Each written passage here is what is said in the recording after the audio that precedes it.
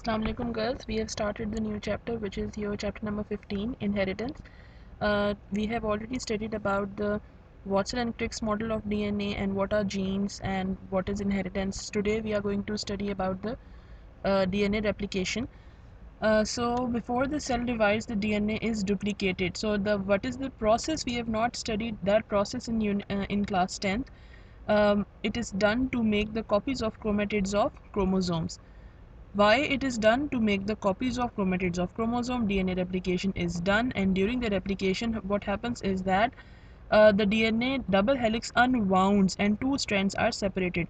That is what you have studied since your uh, grade 8th, that two of the strands get separated, the zipper is formed, and each of the strand it acts as a template to produce the another strand.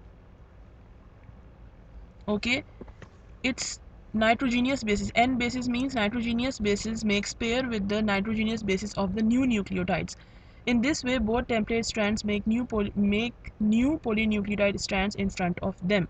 Each template and its new strand together then forms a DNA double helix identical to the original. So actually this is the process which they have explained in theory. This is the process which is shown diagrammatically. See here, actually this pink strand, these two pink strands are the primary strands. Okay, two strands which are actually primary or parent strands. Okay, now both of them they get separated from here, and then these two parent strands they what happens is that new nucleotides come and they keep on making bonds. Here, see here they are nitrogenous bases. Here nitrogenous bases are present, and these new nitrogenous bases are coming and getting attached to the old nitrogenous bases, and as a result see two new strands are formed. These are the new DNA. Okay, so how does the DNA of the chromosome work? Actually it contains instructions, as we all know, in the form of genes on the cells. By giving instruction to the synthesis of specific proteins, what does DNA do? DNA gives instructions to perform uh, to produce like proteins, and proteins perform specific functions. Some of the proteins, always remember, some proteins are structural and some proteins are functional. So the functional proteins are known as enzymes which have functional properties, and the structural proteins are known as for example the proteins in the nails and the proteins in the hair and all the proteins present in all the different organs. For example, like most of the muscles are made up of protein, stomach has protein present inside. Like all those organs have proteins for the for the proper synthesis of specific structures. We have structural proteins, nail, hair, and all the different organs.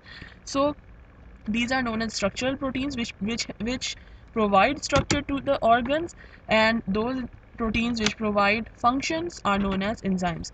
Okay, in this way whatever a cell does is actually controlled by its DNA. So how does protein works is controlled by the DNA. In other words, DNA makes the characteristic or trait of cell or organism. And now we have already seen what happens in the production of DNA. Now we are going to study about how does the DNA of the chromosome work. Okay, so always remember that all the different proteins in your body they have a specific number of proteins. Okay, no, sorry, specific number of amino acids. What are the amino acids that we have already explained? Adenine, guanine, cytosine, and thymine. So DNA controls the sequence of the amino acids. What is the function of DNA? See, actually we have four amino acids. Actually think of them as an ingredient. The sequence makes the protein different. Only we have only four ingredients. These are these A, T, G, C, and the sequence, it means what is coming first and what is coming second. This determines the nature of the protein, and this determines the type of the protein. So the DNA is controlling that sequence, which will come first: A, then T, then C, then G, then A, then G, then T. So this is how it works. Okay, so actually the protein synthesis process is very important. Why? Because the DNA is going to control the sequence of amino acid, like which is going to come first, then which is second, then which is third, because we have only four nitrogenous bases, and the nitrogenous bases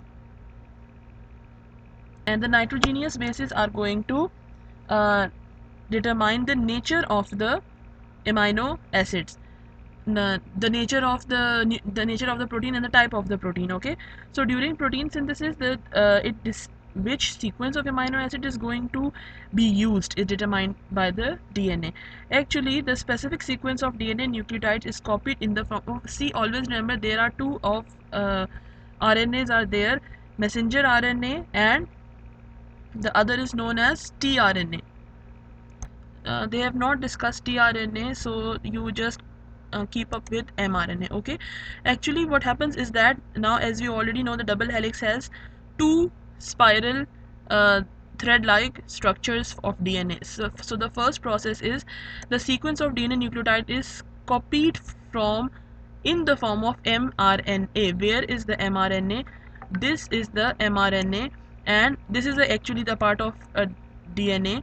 This mRNA comes and it copies the sequence. Okay, so the mRNA is the messenger RNA. Now see here, the ribosome, remember the function of the ribosome is reading the new sequence of nucleotides. For example, here the sequence is, for example, we have here A, then we have G, then we have again G, then we have T. So this is how the sequence is present, and mRNA has this sequence. Only one of the sequence is going to get copied. See here, it copies on the sequence of one of the strand. Understand? That is why I am writing one nucleotides, not two. Understand? Okay, so this is actually the process which is half done. Now coming towards the process again, that we said that there are two strands of the DNA. One of the strand is here, which you can see. This is the messenger RNA. What is the function of the messenger RNA? It is going to copy the sequence of amino acids and send it to the ribosome. What will the ribosome do? Understand? The ribosome is going to make bonds, and it is going to provide with nucleotides complementary. As we already know, what is the complementary nucleotide of A? We already know that it is T. So it will add here T.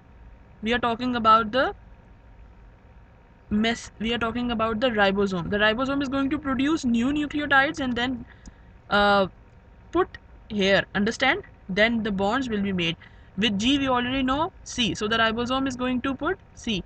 Again here it is going to put C. And here again it is going to put A. Understand? This is complementary. So one of the sequence is taken from the DNA because we want copies, and we are going to put new nucleotides to complete the sequence. Understand? And when ribosome is going to provide with the complementary nucleotides, we say that the protein is formed. So here the specific protein, structural protein or enzyme, it makes the characteristic of the cell and organism. Understand? So the working of DNA is also known as central dogma. If they ask you something about central dogma, don't get confused. It is the same process. And now one more thing, there are two terms, transcription and translation. So what is transcription?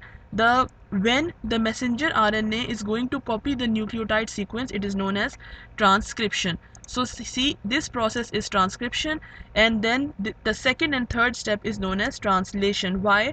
Because the ribosome reads the sequence and joins specific amino acids according to it to form protein, and this process is known as translation. So this is transcription. This process is transcription and this process is translation. Understand?